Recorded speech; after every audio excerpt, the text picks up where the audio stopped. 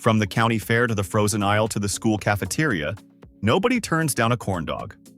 Crunchy outside, the smell of warm cornmeal. Inside, a soft, salty hot dog still giving off heat. You think of it as kid food, batter and oil. But here is something that might surprise you. In September 2025, 58 million pounds of corn dogs were pulled from shelves across the United States. Walmart, school cafeterias, military bases. Not because of the meat, not because of the batter, because of the stick, a sliver of birch-wood smaller than your thumbnail. This is how a corn dog is actually made, and why the stick matters more than anything else inside it. Nobody designed the corn dog. It happened by accident. Labor Day weekend, 1941. George and Vera Boyington were selling hot dogs at a livestock fair in Portland, Oregon, when the rain came in hard. The buns got soaked. Soggy buns don't sell. So Vera dipped a hot dog in cornmeal batter and dropped it in the fryer. Not a plan. A fix. They trademarked it the following year as the Pronto Pup. But they weren't alone. That same year in Texas, two brothers, Neil and Carl Fletcher, former vaudeville performers, were selling the identical thing at the state fair. Neil's first day, 0 sales. He cut every corn dog in half and handed them out free. It took him 12 more years to lock in a batter he was satisfied with. The Texas Senate, 50 years later, officially declared Neil Fletcher the inventor of the corn dog. Oregon would like a word. And in Illinois, on Route 66, Ed Waldmeyer Jr. opened the Cozy Dog Drive-In in 1946. It's still open. 4 people, 4 states. Same idea, same decade. None of them aware of the others. The corn dog wasn't invented. It was discovered by everyone who had a rainy afternoon, a fryer, and a problem to solve. Getting from a county fair to a 58 million pound factory operation, though, required solving problems none of those inventors ever had to think about. Here is the thing nobody tells you. A corn dog looks like 4 ingredients thrown together. In the factory, it's 4 materials that have to bond at 398 degrees Fahrenheit in exactly 22 seconds, with no margin on any of them. The hot dog arrives already cooked. The factory's only job is keeping it cold. A warm hot dog releases steam, and steam pushes batter away before it can set. Below 40 degrees the whole way down the line. Now the stick. Birch-wood, not pine, not cedar. Birch is dense enough it won't snap, and it has almost no natural scent. You don't want a corn dog that tastes faintly of lumber. 15 centimeters long, under 4 millimeters wide. The tip milled sharp enough to pierce without splitting. And if there's a splinter, even a small fragment, the FDA classifies that as a physical hazard. Same category as metal. That is the standard.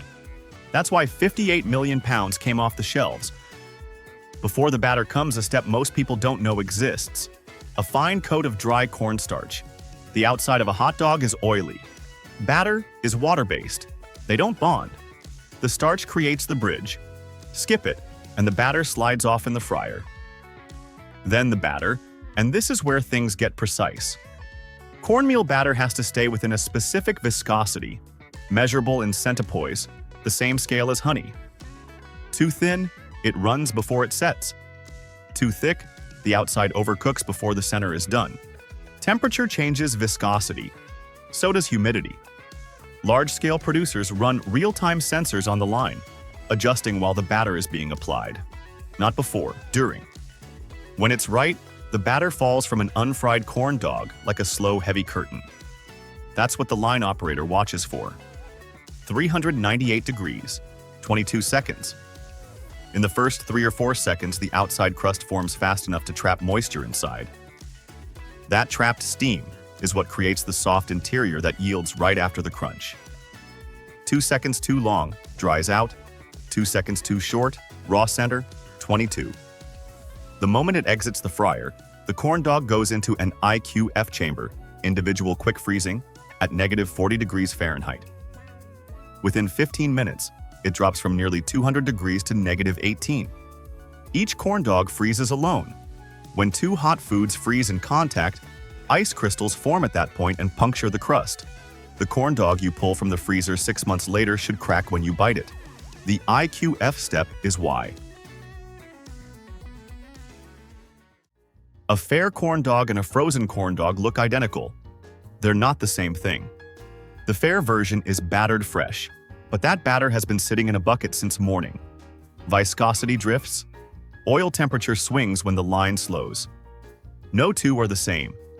The frozen version is engineered to be identical every time. State Fair brand, Jimmy Dean, Foster Farms. Same fryer parameters, same IQF tunnel. What differs between brands is the batter formula and the meat-to-coating ratio. That's it. Compare it to a chicken nugget. Nearly the same process. Coating, batter, fry, freeze. But nuggets don't have sticks. The stick introduces a separate material that has to meet food safety standards on its own. A flawed batter won't trigger a recall at this scale. Non-compliant wood will. The corn dog is simple until you account for the stick. Here is where the story flips. After the Korean War, corn dogs showed up in South Korea as part of the wave of American food moving through military bases into local markets. South Korea kept one thing, the stick. Everything else was rebuilt.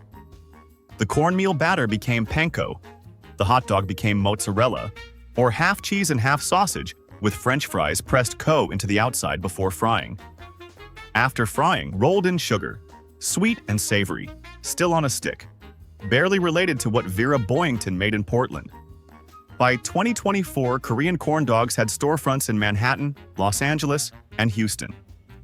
Americans were lining up as something they'd never tried before. America exported an idea. South Korea returned a meal. The stick survived the crossing, nothing else did. You know the fryer runs at 398 degrees Fahrenheit. When the box says to air fry at 400, that's not a coincidence. The engineers who built the frozen version reverse-engineered the factory temperature into your kitchen. That's why it works. You know 58 million pounds were recalled not because of the meat, because of a splinter risk in birch-wood. The part nobody looks at is classified under the same hazard standard as a metal fragment. Invisible problem. Very large consequence. You know 4 people invented the corn dog in the same decade and none of them got rich from it. Neil Fletcher sold them for 15 cents a piece for years. Pronto Pup is still a small stand on a beach in Oregon. The money went to the people who engineered the IQF tunnel, not the ones who made the first one in the rain. The corn dog looks like the simplest food on the menu. Simple-looking things are usually the ones that took the longest to get right. Crunchy outside, soft inside. A stick nobody notices, until 58 million pounds of them have to come back. That is the process. We reveal how things actually work, one story at a time. If there is something you would like us to explore next, let us know. Until then, trust the process.